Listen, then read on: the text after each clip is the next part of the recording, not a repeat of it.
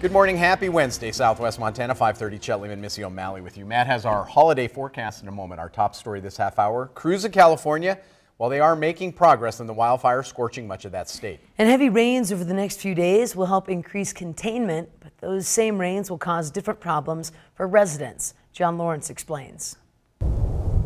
First, it was the wildfires. Huge number of residences destroyed, whole communities wiped out. This is a very, very trying event. Now, heavy rains are coming to California.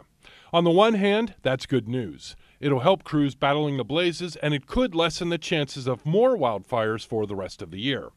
But, on the other hand, there's trees in the area that have been badly burned. They're unstable to begin with. And if they become water-soaked and heavier, there's the potential for them to be blown down.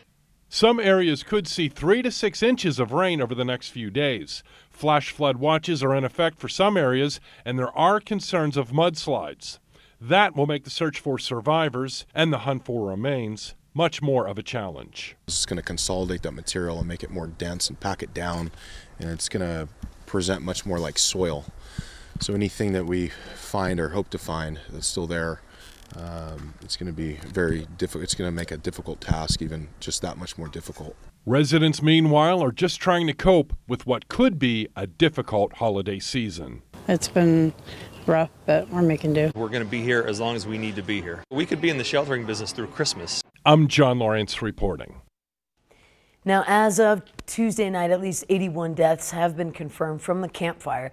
And the Woolsey fire, which has scorched roughly 97,000 acres, is nearly 100% contained.